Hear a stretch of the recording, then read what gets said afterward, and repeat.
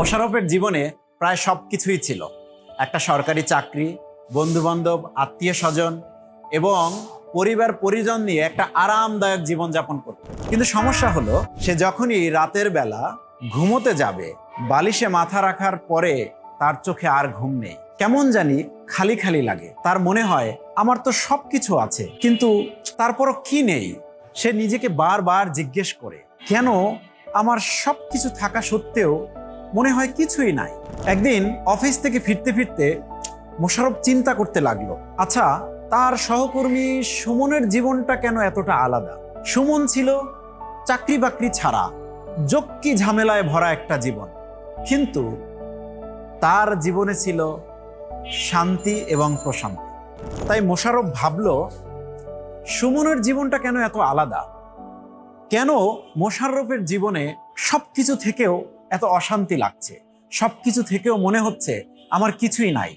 আসলে আমরা এত ব্যস্ত, এত দৌড়াদৌড়ি এবং দৈনন্দিন জীবনের চিন্তায় বুঁদ হয়ে থাকি, কিন্তু আমাদের মনের ভিতর যেখানে শান্তি থাকার কথা, সেখানে একটা বিশাল ফাঁকা জায়গা থেকে যায়। কারণ আমরা ভুলে গিয়েছি আমাদের জীবনের আসল উদ্দেশ্য কি।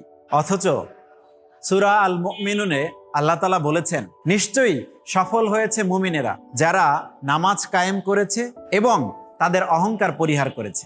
এবার মোশাররফ বুঝতে পারলো যে সত্যিকারের সুখ আসে না বাইরের জিনিস থেকে, সত্যিকারের সুখ আসে আল্লাহর সাথে সম্পর্কের মধ্য দিয়ে।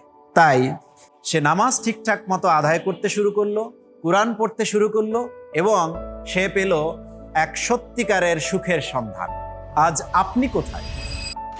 টাকা আছে, পরিবার আছে, সম্মান আছে, সবকিছু থেকেও যদি মনে হয় আপনার কিছুই নাই, তাহলে আপনাকেও ধরে নিতে হবে আপনার মনও আল্লাহর কাছ থেকে অনেক দূরে আছে। একটু সময় দিন নিজের মনকে, ধীরে ধীরে আল্লাহর কাছে ফিরে যাওয়ার জন্য।